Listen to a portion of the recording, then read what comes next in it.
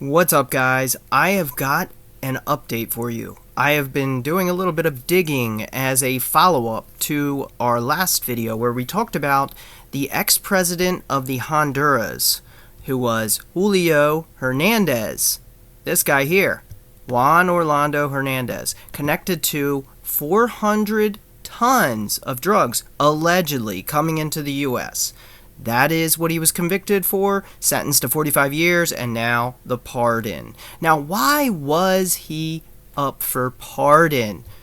Let's take a look at these translated investigative journalist sources. I want to also give credit to the original source, which is Reporteros and anyway, I don't know Spanish, so I'm not even going to pretend I can speak it. So if you know what any of this stuff is, feel free to let me know. But obviously, it's they're lobbying for a freedom city, which is what I've covered in the past. You can check it out. President Trump has announced a plan for freedom cities in the U.S., and I have other connections as well. Interestingly enough, it sounds like Greenland. There was even a talk about that. Rich donors in big tech pushed Trump for a tech hub, turning Greenland into a freedom city. Silicon Valley investors propose turning Greenland into a libertarian freedom city. Listen, I have no issue with libertarianism. I really don't. I think a location or a zone without laws could actually be, in a way, an interesting and productive thing. However, my concern is corporations running it with their own private interests. Now, a lot of this, what we've seen with Prospera, which I think is the perfect way to understand what the plan is likely to be, and I'm going to show you more of those connections today with how this all ties together. So, Prospera, one of the biggest focuses they have had in this freedom city in Honduras. This is Prospera. Prospera is run by investors, including Peter Thiel, Mark Andreessen, even Sam Altman has an alleged connection at some point. So this is a lot of what we're hearing about with these freedom cities, these AI cities, that they want to be able to create these self-driving cars, as they, at least that's what they say about it. But what's actually happening in practice? Well, most of the stuff I've found on what they're actually doing there is about longevity experiments. And we know that these tech billionaires have a serious interest in living forever, is what I would call it. Now, keep in mind, a lot of this is my opinion, but just take a look at the actions, take a look at the investments, follow the money, as they say, and you will come to a conclusion of your own. I'm not going to tell you what to think, but I will tell you what's happening. So, this is Prospera. Prospera is a private city run without government oversight in the same way other cities are. In fact, it is governed by private investors. In fact, they even offer citizenship, so meaning that you may not even have to be there. If you're an investor in the U.S. or some other country, potentially you could have an e-citizenship. Interesting, and now it's threatening to bankrupt the nation. We're going to get into this translated thing, so stick around for that, but I do want to give a little bit of just a briefer for anyone who hasn't seen my previous videos, just to talk about what is Prospera. So Prospera, they're doing a lot of longevity experiments, and they're not able to do that because of regulations. So a big reason they want these is because they want to be able to do these longevity experiments without regulations. Now, it's also threatening to bankrupt Honduras because right now, and here's what happened, and I'm telling you some of my theory as well. When you take a look at this translated page, it all comes clearer. We're seeing that there's actual actions being taken. These big tech investors are also the campaign donors to the current administration and the Republican Party in large part. Now, some may be Democratic donors. I just haven't found that information yet. So I'm trying to be unbiased, but I am also presenting only the information I can actually find and verify. So what we've actually seen is they're lobbying in Washington for $906,000. This article came out just November 30th this year. That means it was only a couple days ago that this article actually came out, and I translated it for you from Google Translate, which I'll leave a link on the blog to the direct translation page, so if you don't know how to read it, you'll be able to read it in English, and the original, a link to the original as well.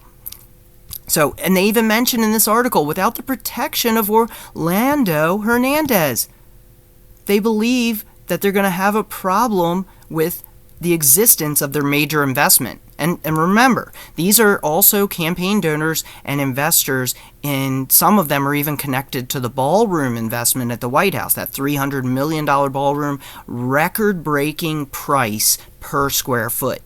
And some people are coming up with all kinds of conspiracy theories about why it costs $3,000 or more per square foot. But I'll leave that to the other creators. I'm trying to just report the facts, but I'm also going to inject a little bit of my own analysis into it. So keep that in mind. This is going to be reporting plus some analysis. So interestingly enough, they mentioned that if they don't have the protection of the very guy who just happened to get pardoned, the guy who is also connected allegedly to 400 tons of coke coming into the U.S., and this guy, Orlando Hernandez, the ex-president who got 45 years, just got pardoned, he also said he's going to shove it up the gringos' noses. That's a quote. I'm not kidding. It's a crazy quote. And to think that he's being pardoned, see, they're saying even more than 50 U.S. lawmakers are questioning the pardon for a major drug kingpin. And we're supposed to be fighting a war on drugs, aren't we? Isn't this guy fighting a war on drugs? He's blowing up boats in the Caribbean. If that's the case, why would you pardon the guy who says he's going to shove coke up the noses of gringos and at the same time was convicted of 400 tons into the U.S.? Tell me how that makes sense. Anyway, let's get into the point of this. So this is interesting to me because they're lobbying so hard and they realize they'll have to lobby until 2025 at least at this point. They began hiring U.S. lobbyists in Washington. So these are investors that live in the U.S. largely. They probably have places elsewhere and I'm sure in Prospera. But these investors also are funding the Republican Party. At least that's the only party I can find them funding right now. I'll be happy to report and add a note if I find them funding any Democrat candidates. So, it's not linked to the Honduran vote, but it does influence diplomatic pressure Washington is exerting on the Honduras. So the lobbying effort of Prospera says that the Honduran government is jeopardizing investment. And what do they mean by that? Well, the new party, since this guy got convicted, the new party actually made it illegal. These economic zones, ZEDEs, is what they're known as. These are economic zones that allowed the creation of Prospera. And the current ruling party in Honduras actually made them illegal, meaning it was threatening the existence of Prospera itself. Now, there's a 50-year contract, I believe, if I recall, and that's what the lawsuit is over. They say they have a 50-year guarantee. And there's a good article. One of these articles was good. Let me see if I can find that. It had some very good information condensed for us. So here we are, Prospera Network State Colony. This has some great little sites here. And then it really goes into, what you need to know and not all the other stuff. So Pronamos Capital is the venture capital firm that's behind Prospera. It's located in California. The investors include Mark Andreessen of Netscape, Andreessen, Horowitz. These are all big figures in the current administration. Peter Thiel, Patry Friedman, I'm not sure if that's connected to the current administration, but I can tell you the others are heavily influential. In fact, Palantir has been getting more contracts than ever, and that's a major investment of Peter Thiel here. And also, Peter Thiel was also known as a member of the PayPal Mafia, which just so happened that Joe Lonsdale of Palantir was also in the PayPal Mafia, as they call it. That's their words, not mine.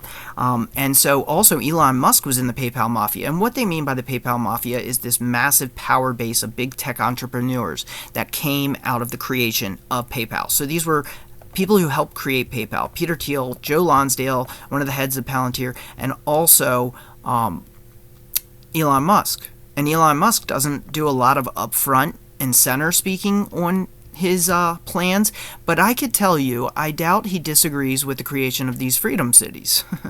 He wants self-driving cars, right? Well, self-driving cars have a big problem. They can't always get it right when there are moving objects around them that do not have trackers on them. And I actually covered a video years ago talking about how they said that self-driving cars may require everyone to have an RFID chip or another type of radio-based tracking device to help navigate around pedestrians and others.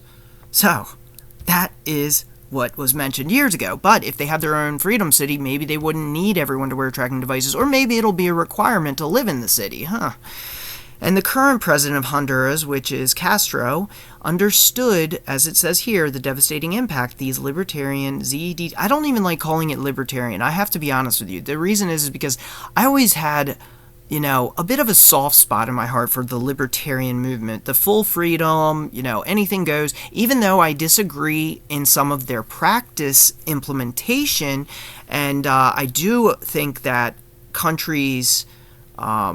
do need things like Social Security, like healthcare, things like that. So in that way, I disagree with libertarians, but I do agree on a lot of points. And, free speech, absolute free speech. I believe in, I have a lot of similar beliefs, but I'm not aligned with them. I'm not a libertarian at all.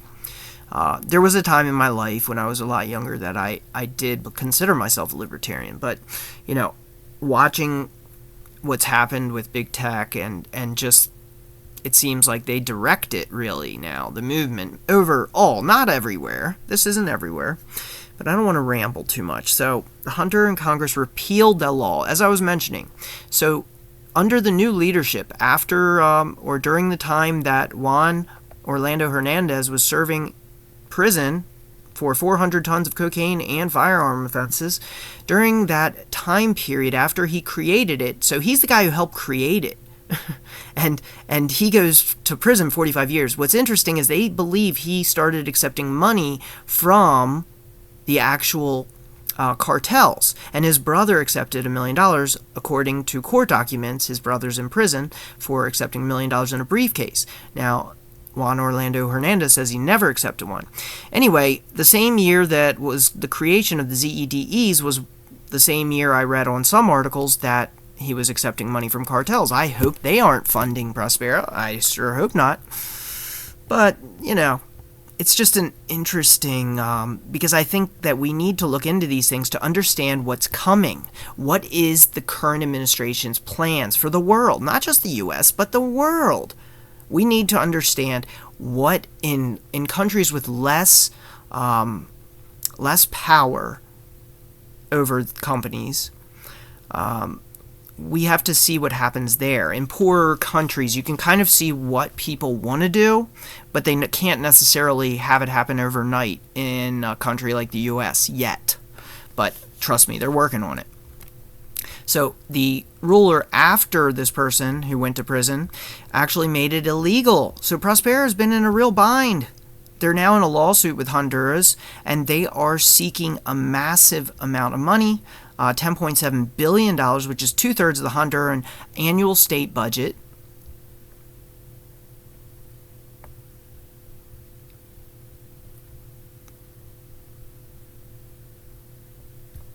So what they're saying is it could bankrupt the country. So there is where Prospera is right there. And they bought this land that was supposed to be for 50 years. Let's see. So suing for $10.775 billion. Prospera's Delaware-based creator, Honduras Prospera, argues it has a right to continue operating even though the law that enabled it was repealed 2 years ago. And I guess, in my opinion, that's part of the reason they wanted to free this guy, because it even mentions it in this translated article. It says that they believed that only this guy, the guy who's being pardoned, who was connected to 400 tons of coke, coming to the U.S., wants to shove it up gringos' noses, he was the guy they say needed to be pardoned for them to save their freedom city. This is showing amazing power of these big tech oligarchs, in my personal opinion. It shows that they can free a guy who went to prison for 400 tons. Think about the gravity of that. Think about the gravity of that. That big investors can convince, in my personal opinion, someone to pardon someone for 400 tons of coke while this person's funding and fighting a military war on drugs. It just shows the immense amount of power, in my personal opinion. And the current ruling party believes that these freedom cities are a violation of their sovereignty. I fully and wholeheartedly agree. You're giving up a massive portion of land and also governorship to private investors from foreign countries. They're not even your own people. It is a sellout, in my opinion, but you know what? Maybe Prospera is going to do better than I think. But at the moment, I feel like it's probably just going to be something that is self-serving to billionaires, because I don't think most people will be able to afford these longevity treatments that they want so badly. And really, do we really want everyone to live forever? I don't know if we do. I don't know if I want to live forever. So here's some letters in favor. Interestingly enough, they've spent so much money. The U.S. Senate, former Republican congressman, appears that a payment of $44,000 in 2023 to lobby for this bill, H.R. 465, Protect U.S. Investments Act of 2023. And what does that act do, the H.R. 465? Well, it literally is directly attributed to these investors who are campaign donors that are also investors in Honduras, this freedom city. It all is so clear to me, but maybe you'll disagree, and I hope you'll share a comment and tell me how wrong this video is, because this is my opinion, my analysis, and just some reporting, all credit to this website. So it literally is a act that is trying to protect the investments of Prospera. So it seems like a struggle to keep Prospera for these big tech billionaires, that they're worried so much because the current ruling party made it illegal for these economic zones, and so they're now suing to try and keep it. And it's going so far as to create a Protecting American Investments Act of 2023, something that none of us probably invested in, just a few billionaires that we know of. So in conjunction with these lobbying efforts, Bill Cassidy, which are senators, and Maria Elvira Salazar warned about harassment of investors if Honduras eliminates the ZEDE, which is a violation of their sovereignty, as they said. Amazing. It's just so amazing to me. You know, money runs the world. It just does. And it runs the world so much that a guy who got convicted of 400 tons of cocaine going into the U.S., saying he's going to shove it up the gringos' noses, that's how powerful money is, that he can get out. Because you can't tell me that it was just a coincidence he got out, while all of this is ongoing court case. I mean, this is fully invested. The U.S. government is fully invested, at least on... all I can say is the Republican Party so far. I want to say the Democrat Party too, because trust me, I would love to expose the corruption there, because to me, both parties are the problem. They're both bought too much, way, way too much. Money in politics has ruined democracy, and when I say that, I mean just voting in general. Okay. So yeah, he even announced if the National Party wins, he will pardon this guy. Well, yeah, because the National Party is the one who helped to instate this Freedom City. So yeah, the firm's hired by the president, the president who wanted to force cocaine up the nose of Americans. But this is hilarious, but it's not. It's also scary as hell. It's scary as hell that these billionaires have so much power that they are changing foreign policy. They are changing policy in foreign countries. They're even trying to take Greenland to make it a freedom city? What the hell world do we live in? Guys, let me know your thoughts in the comments. I just want to do this follow-up real quick because I thought it was interesting. I will share links on the blog post with this video to let you read more into it yourself. I'll share links to all these articles for you. And make sure to share the video. Help spread awareness on this. People need to understand what they're trying to do everywhere. It's not just the U.S. It's Greenland. It's Honduras. It's wherever they can make their network state, in my personal opinion. Now, let me know what you think in the comments. Are you for this? Do you think it's going to bring us all freedom? Or do you think the corporate investor governors will let you live there, but you might have to take an experiment, or who knows what kind of way you'll pay your way? I mean, I'm sure you could get a job somewhere with them. I don't know.